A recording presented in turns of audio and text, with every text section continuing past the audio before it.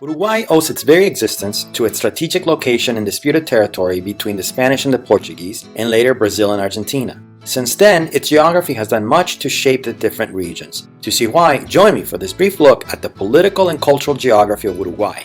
Uruguay is the 90th biggest country in the world, and the 14th largest in the Americas. Tiny for South American standards, every other country in the continent is bigger, except for Suriname, which is about 10,000 square kilometers smaller.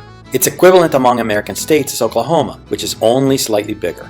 The country is basically a rolling plain that connects the Pampas to Brazil's southern highlands. Thus, its average elevation is quite low, clocking in at 109 meters, or 358 feet, barely above Cuba and Kuwait. Its highest point is Cerro Catedral, with an altitude of 513 meters, or 1,685 feet. The Cerro is part of a small mountain range called Cuchilla Grande, one of two in the country, the other being Cuchilla de Salcedo. The country's waterways have always been its most prominent physical features, from the Uruguay River on its western end, which is both its longest and the one that gives the country its name, to the Rio de la Plata, which flows into the Atlantic, and thus has always played a key strategic role in the country's economy and history. Then there's the Rio Negro, which crosses the length of Uruguay from the northeast to the west and provides much needed electricity through several dams along its course. These dams have also created the largest lake in the country, the Lago Rincón del Bonete. Its largest natural lake, meanwhile, is Laguna Merin, on the border with Brazil and the country's largest reserve of fresh water. Because of its flat terrain, Uruguay is just basically one long ecoregion broken slightly only by its southern highlands, according to the Köppen-Geiger scale. This means that in general, seasonal variations are pronounced so that in the summer, in January, the area around Montevideo goes from 17 to 28 degrees Celsius or 60 to 80 degrees Fahrenheit, while in the winter in July, it ranges between 15 degrees and 6 degrees Celsius or 60 and 40 degrees Fahrenheit. The north, meanwhile, tends to be just a bit warmer. Extreme weather tends to be quite rare. Uruguay is the 132nd most populated country in the world, the second with the fewest people in Latin America, except for Puerto Rico. Out of its 3.4 million people, around 1.3 million live in Montevideo, its capital, or nearly 40% of its total population.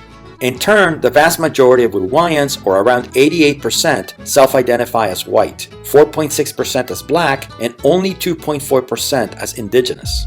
Politically, the country is divided into 19 departments, which are the equivalent of American states, with elected governors but no senators. Uruguay does have a senate, but its members are elected from a single constituency, which is the whole country. The smallest department is Montevideo, which holds the capital city and thus is both the most populated and the richest. The largest is Tacuarembó, followed by Salto. In turn, departments are further subdivided into 127 municipios, a new format that has only been part of the country's territorial framework since 2009. And as such, not every inch of departamento territory is placed under the municipio framework, as you can see in this map. The Uruguayan government divides the country into 6 socioeconomic regions. For our purposes, these can be collapsed into 4. These are the East, Metro, Central, and Pájaros Pintados regions. We begin with the East. This part of Uruguay was the first that the Europeans encountered when Juan Díaz de Solís showed up off the future country's coast in January 1516. He landed somewhere near what is now Maldonado and claimed it for the Spanish crown. His mission was to find a way to the Malacca Islands, however, so he did not stay long, and for over 2 centuries the Spanish did not even try to establish any settlements in the area until the Portuguese did at what is now Colonia. In response, the Spanish founded Maldonado in 1755, Rocha in 1793, and Melo in 1795. They also built Fortaleza de Santa Teresa, a fortification about 32 kilometers south of the modern border with Brazil, originally dug up by the Portuguese and which you can still visit today. This area was important during that conflict and the many more that would come, including Brazilian invasions in 1811 and 1864. At the end of the century, however, the region began its transformation into what it is now, a place full of resort towns loved by tourists. The first was Punta del Este, officially founded in 1860 when its lighthouse was built there, but soon began to see visitors, and in 1899 its first hotel was built. Today, it's one of the top resort towns in South America, a playground for celebrities and locals alike, and plenty of Instagrammable charm, including landmarks like La Mano en la Arena, a sculpted iron and cement fixture built by Chilean artist Mario Irarrázaval in 1982. Of course, if you would rather stare at non-human animals, you can always head to Isla de Lobos, home to the world's second largest southern sea lion colony, along with plenty of southern seals. Meanwhile, the other top resort is Piriápolis, a town first developed by Francisco Piria, a politician and businessman of Italian descent. Today, it is vaguely reminiscent of a Mediterranean beach town and has that old-school charm. And if you want to see how the guy that started it all used to live, you can visit his old house at Cerro de Piria, a few kilometers from the city. Nearby, there's also the Cerro Pan de Azúcar, a summit marked with a cross that is great for seeing the surrounding region.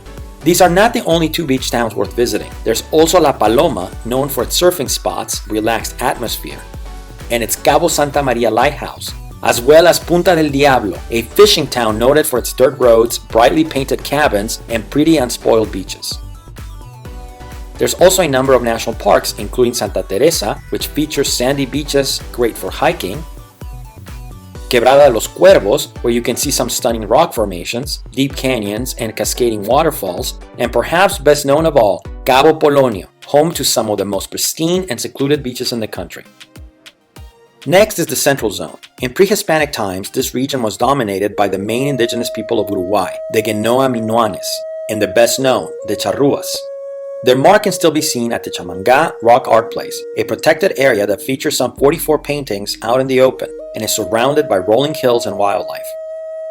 In later years, the area played a key role in Uruguayan history, as it was the scene for the Battle of Las Piedras in 1811, the first victory of Uruguay's independence hero, Gervasio Artigas, which would prevent the country from being controlled by Buenos Aires. The other important battle in the region was the Battle of Carpinteria, which pitted forces loyal to Manuel Oribe with those led by Fructuoso Rivera in 1836, in one of the opening salvos of the First Uruguayan Civil War.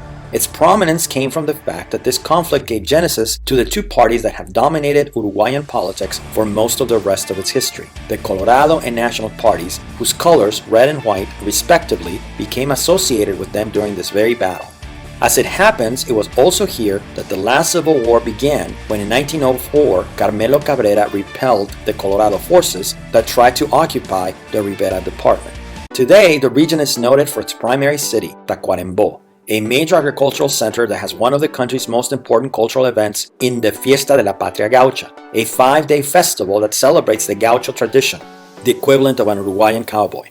The city also claims to be the birthplace of Carlos Gardel, the most famous singer of tangos. This theory is controversial and not accepted outside of Uruguay, but it did not prevent the city from building a museum in his honor. One person who was definitely born there, however, is Mario Benedetti, one of Latin America's most important writers of the 20th century and whose writings you're bound to see around town. The other important city in the region is Rivera, which has the interesting distinction of having a completely open border with Brazil in a zone called Frontera de la Paz, where the national line is completely imaginary. Elsewhere, the region is noted for its national park Valle del Lunarejo, a pleasant area full of rivers and streams featuring one of the most diverse ecosystems in the country that includes rare species such as the small anteater, Tamandua tetradactyla, as well as common ones in the country like Uruguay's national bird, the taru, or Vanellus chilensis. The Pájaros Pintados zone is next. This region is noted not just for being the one where the oldest human remains have been found, in Artigas some 13,000 years ago, but also as the first place where the Spanish built a fort, that of San Lázaro near what is now Carmelo in 1527, and the first permanent European settlement in the country, a town called San Salvador next to what is now Dolores. It was also here that Juan Díaz de Solís, the first European to set foot in Uruguay, was killed by the native people somewhere on the southwestern part of the country.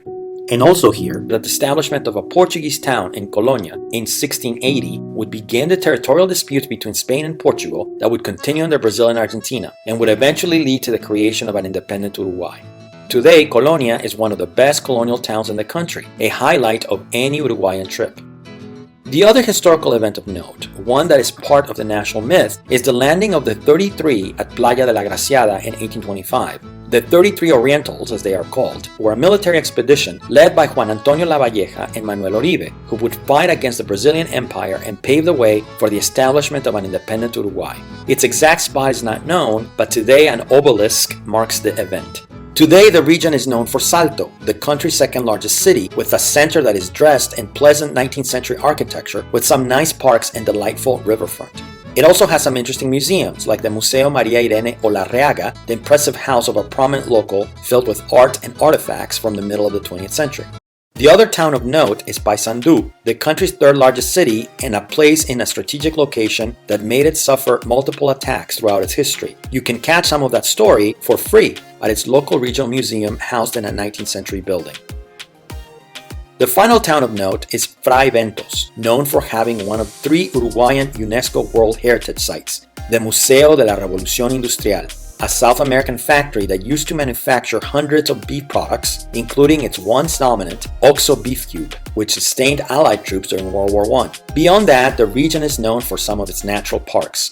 The first is the Esteros de Farrapos, a system of riverine wetlands and islands which feature much wildlife, including the Maine wolf, the largest canid in the continent, and the chaja, a bird endemic to South America. The other is the Montes del Queguay, a protected park that holds some of the few naturally forested areas left in the country. The final region is Montevideo. The city has been the center of power in the country since the Spanish founded it in 1726, though because it was established so late, it does not have the colonial feel that other Spanish cities in Latin America might. It also doesn't help that its old colonial walls were demolished in 1877 and only La Puerta de la Ciudadela is left, now at the entry of the main plaza in the city and a symbol of Montevideo. On the plaza itself stands a monument commemorating José Gervasio Artigas, the father of the country. Below it are his remains, where he has been ceremonially protected since 1977. A few blocks away on the same street, Avenida 18 de Julio, there is the Museo del Gaucho, housed at the ornate French palace from the turn of the century with a broad collection of historical artifacts documenting the gaucho life in the country. On the opposite side, there's the National Museum, set at what once was Fructuoso Rivera's house, the first constitutional president of an independent Uruguay, which has a broad collection outlining the country's path to independence. In that same side of the city, less than 10 minutes walking, sits one of the city's top tourist destinations, the Mercado del Puerto, at least if you want to eat meat, because the place is full of parrilladas, where they will grill the entire cow for you. People usually prefer to eat chivitos, however, a beef sandwich usually served with tomato, lettuce, egg, bacon, and olives. Elsewhere, you can eat panchos, Uruguay's version of hot dogs, sometimes also called frankfurters. And if you want a sweet snack, there are garrapiñadas, peanuts roasted in a combination of water, sugar, and vanilla essence. For the sports fan, the true highlight, however, is the Estadio Centenario. This stadium inaugurated the first FIFA World Cup in 1930 and also hosted the final where Uruguay won its first title. You can see highlights of that cup and many other titles that the national team and Uruguayan clubs have won over the years at its Museo del Fútbol Uruguayo, housed beneath the Olympic stand of the stadium. This is also the place to see the Uruguayan national team play. For clubs, you have to go elsewhere, but you'll have plenty of choice. An insane 12 of the 16 teams in the Uruguayan League currently play in Greater Montevideo, including the 2 most popular of all, Peñarol and Nacional. A final landmark of note is the Quinta de Valle in the northern part of the city. This used to be the house of the man most responsible for ending the civil wars that rocked the country's early history and set it on the path it's on, José Valle y Ordóñez. He was also born in Montevideo.